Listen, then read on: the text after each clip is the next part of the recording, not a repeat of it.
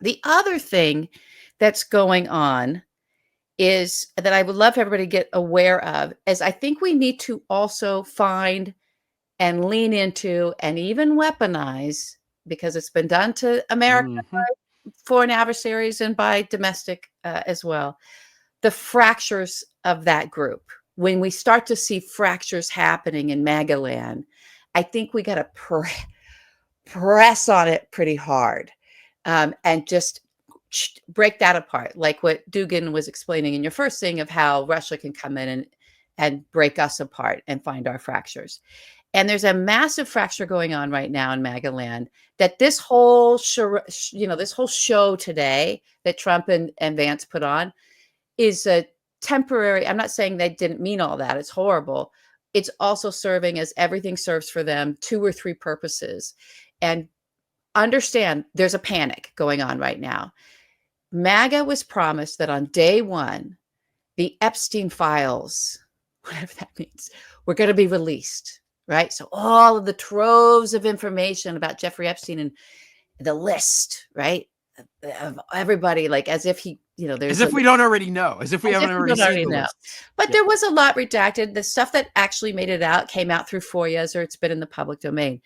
And so if you're not, because none of these folks, none of us are MAGA people, but trust me, those hardcore MAGA folks that were QAnon and everything, they were promised this. And in their channels, in their communication channels, and on Truth Social, and in the Reddit forums, and all that kind of stuff that they still have, they have been promised by Trump, promised by Don Jr., promised by all the social media influencers that are all up in, making all their money out of this, that on day 1, these files are going to be released. Well, it didn't happen. And then Pam Bondi said she was going to do it. I guess yesterday was the day it was going to be released, or by today. And what happened was she handed out binders. They invited yesterday all of these social media, the Trump social media influencers that the basically Nazi whisperers and all of that. Invited these people, like, think Cat Turd. I don't know if he was there, but that kind of thing. And they were all given binders.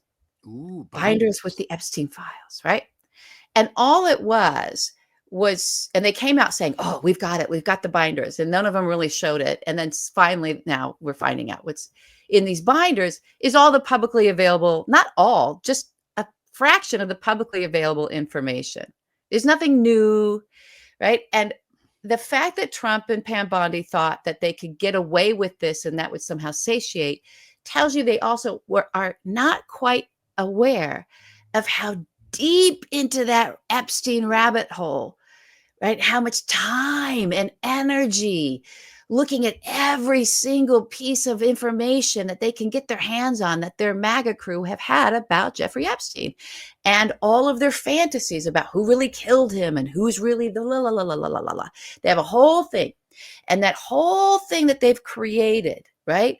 And the real stuff they've seen the pictures of Donald Trump. They have answers for every reason Donald Trump is all over Jeffrey Epstein. They've got excuses away. It's not that they haven't seen those images or they didn't know about the fight over the Palm Beach property, that they didn't know Virginia Giuffre was, the girls were recruited out of Mar-a-Lago. They know all those things.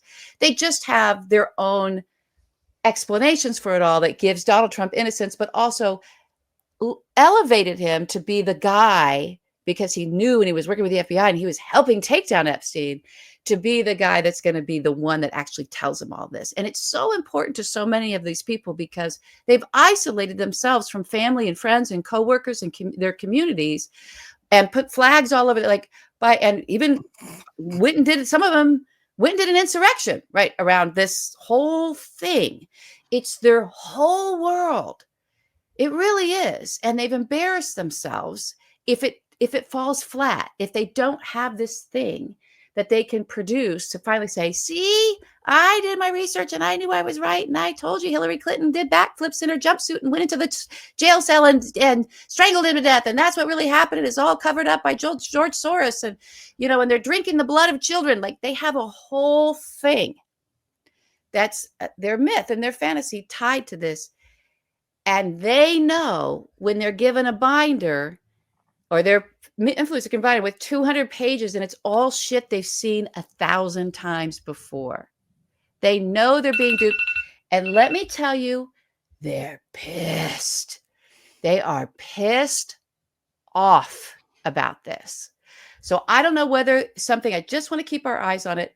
I don't know whether something's going to be cooked or concocted up by Pam Bondi to like, and by the way, she was there, district attorney or attorney general, whatever, of Florida from 2008 all the way through, right, while Epstein was, running around before they grabbed him again. So they had a lot of hope on her and saw that her appointment by Trump was all about delivering this thing. So now there's a distraction, but I think we can all, if everybody wants to do their part, on the social medias, just lean into that fracture. Lean into that fracture. They're talking about how they're being betrayed. And this is the awakening that's going to help. It's not an awakening of a moral awakening to actually have these people be caring, truly patriotic and understanding America and pro-democracy.